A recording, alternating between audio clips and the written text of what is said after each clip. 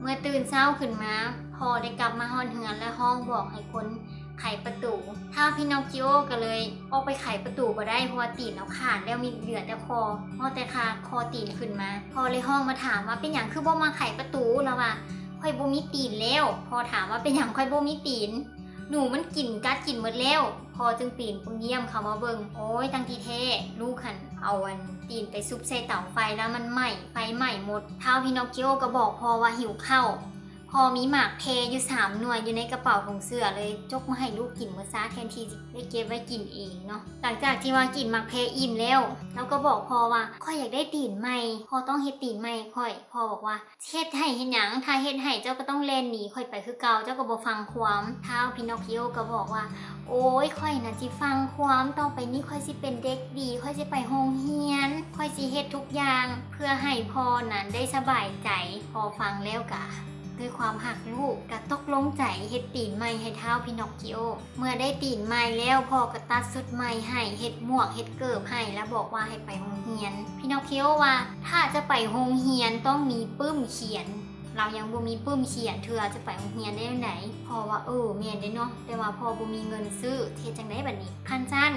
ถ้าพ่ออยู่เฮือนแบบมื้อนึงเด้อพอออกไปมื้อนึงพอกลับมาพ่อก็ใส่เสื้อกันหนาวโตใหญ่ออกไปท่ามกลางหิมะที่ตกหนักโดนเตอร์แล้วพ่อก็กลับมาพร้อมกับปึ้มเขียนหัวหนึ่งแล้วมามอบให้พี่นอคคิโอเห็นว่าพ่อกลับมาด้วยปึ้มเขียนแต่ว่าเสื้อกันหนาวหายไปแล้วเลยถามพ่อว่าเอ้าเป็นหยังเสื้อกันหนาวไปใส่พ่อบอกว่าโอ้ยมันฮ้อนไม่อยากใส่แล้วท้าวพี่นอคคิโอกับฮู้ว่าพ่อน่ะเฮ็ดเพื่อตนเองไปเอาเสื้อกันหนาวไปขายเพื่อมาแลกเอาปึ้มที่ให้ตัวเองได้ไปโรงเรียนหลังจากที่ว่า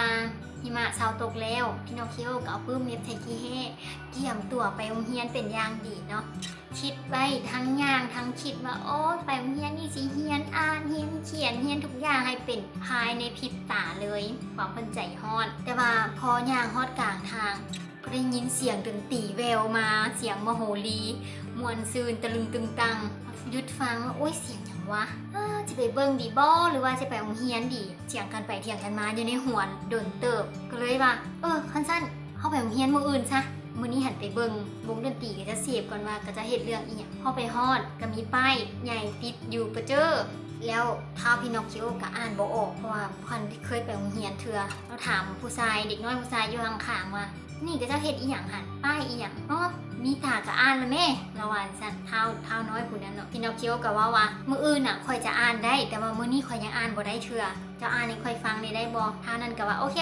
อ่านก็เจ้าจัดงานแสดงละครหุ่นอีปอกมันอยู่ในเต้นถ้าเจ้าอยากเข้าไปก็ซื้อพี่เข้าไปพี่นอคคิโอก็ว่ามื้ออื่นน่ะค่อยสิมีเงินแต่ว่ามื้อนี้เจ้าเอาเงินให้ค่อยยืมได้บ่เท้าน้อยนั่นก็ว่าโอ๊ยบ่ได้แหละเนาะคันซั่นค่อยสิขายเสื้อให้เจ้าบ่เสื้อเฮ็ดมาจากเจียค่อยบ่อยากได้ขายหมวกม่วงเฮ็ดมาจากขนมปังค่อยก็บ่อยากได้ขายเกิบเฮ็ดมาจากไม้ค่อยก็บ่อยากได้ฉันขายเพิ่งเขียนซะแล้วว่าโอ๊ยบ่ค่อยบ่ซื้อน้ำเด็กน้อยน้ำกันดอกผู้ชายบ่ซื้อน้ำผู้ชายว่าซั่นแล้วก็หนีไปเอาซื่อๆมีพ่อเฒ่าคนนึงอยู่ข้างๆได้ฟังกับเจ้าสนทนากันมาโดนเติบแล้วย่างเข้ามาว่าคันซั่นค่อยสิซื้อปึ้มเขียนของเจ้าโอเคบ่แล้วเจ้าก็สิได้ไปเบิ่งละครท้าวพินอคคิโอพอลังเลขายปึ้มให้พ่อเฒ่าคนนั้นทันทีแล้วก็ซื้อปี้เข้าไปเบิ่งละครตุ๊กตาอีปอกพอเข้าไปฮอดทางในก็ไปเบิ่งเขาเจ้าแสดงอย่างม่วนซื่นหุ่นตุ๊กตาที่อยู่ในโรงละครรู้สึกว่ารู้จักพินอคคิโอเนาะก็จะห้องซื้อพินอคคิโอขึ้นมาทางเวทีท้าวพินอคคิโอก็แล่นขึ้นไปเทิงเวทีเฮ็ดให้การแสดงสุลมุนวุ่นวายพอเท่าเจ้าของโรงละครกับปรากฏตัวออกมาเป็นหนวดยาวใหญ่สูงและมาถามพินอคคิโอว่าเจ้าเข้ามาในโรงละครมาปั่นป่วนโรงละครข่อยเฮ็ดหยังพินอคคิโอก็บอกว่าข่อยบ่ได้ตั้งใจคันสั้นข่อยสิเอาเจ้านี่นะไปสุ่มใส่เตาไฟเพื่อปิ้งอาหารของข่อยให้มันสุกๆดีว่าซั่นบรรดาหุ่นทั้งหลายที่อยู่ในโรงละครก็พากันมาช่วยอ้อนวอนหัวหน้าว่าบ่ให้เอาพินอคคิโอไปเผาเด้ออีตนล้าวอ่ะซั่นแล้วเจ้าของโรงละครก็จับออกมาบรรดาหุ่น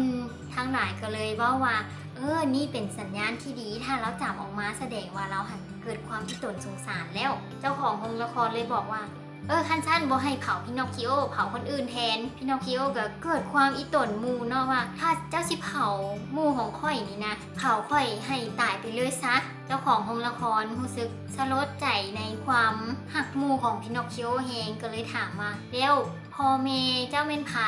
พินอคคิโอตอบว่าพ่อของข่อยน่ะเป็นสร้างไม้ยากคนหนึ่งแต่แม่นี่ข่อยก็บ่เคยเห็นน่าจะบ่มีแม่เจ้าของโรงละครเกิดความรู้สึกอีตนเท้าพินอคคิโอหลายก็เลยเอาเหรียญคำมอบให้พินอคคิโอแล้วบอกว่าเอาเหรียญคำนี้กับเมือให้พ่อเด้อแล้วเพื่อจะได้มีชีวิตที่ดีขึ้นพินอคคิโอก็ดีใจอย่างใน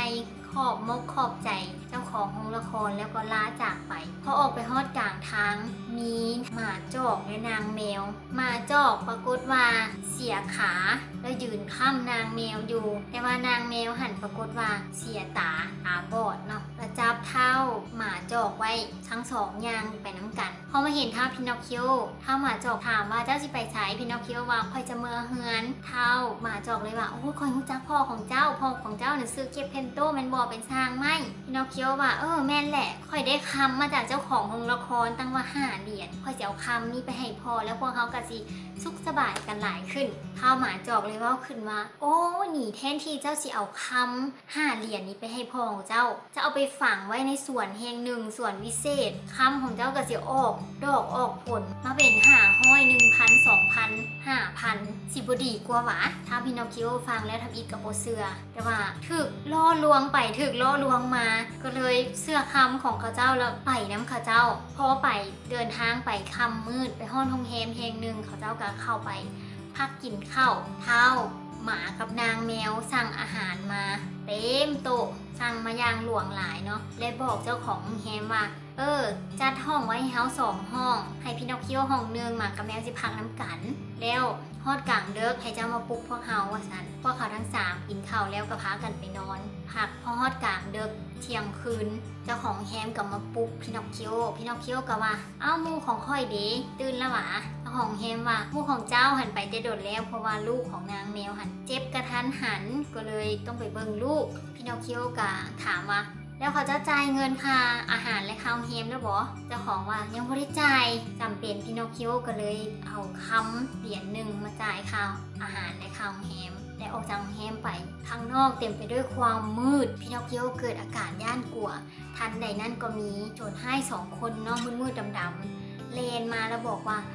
เอาคำมาให้ค่อยเอาคำมาให้ค่อยถ้าเจ้าบอกคำมาให้ค่อยนะค่อยสิฆ่าเจ้าละฆ่าพ่อของเจ้านำพินอคคิโอบุ้งเสียดแล้วไหนย่านคำเสียในกระป๋านั้นก็เลยเอาคำไปไว้ในปากพอกับเจ้าจับได้ถามอย่างพินอคคิโอกับโบตอบและเผยว่าคำหนึ่งออกมาแสงคำมันหุงปลิ้งออกมาจากปากโจร2 คนนั้นก็เลยเห็น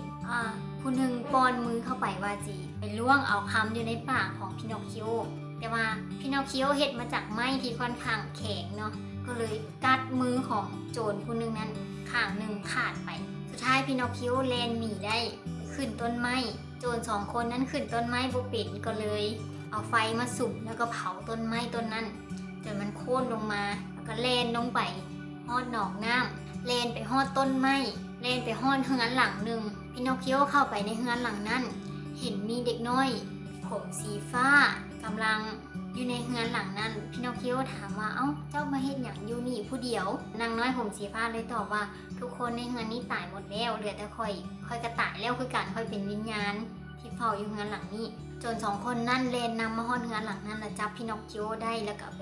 แขวนไว้เทิงต้นไม้ใกล้ๆจน2 คนนั่นหวังว่าพินอคคิโอถูกแขวนไว้เทิงต้นไม้นั้นจะตายหรือว่าเมื่อยจนว่าคายคำออกมาแล้วพวกเขาก็จะเก็บเอาแล้วหนีไปแต่ว่าถ้าไปฮอด3 ชั่วโมงพินอคคิโอก็ยังบ่มีท่าทีว่าจะคายคำออกมาเถื่อ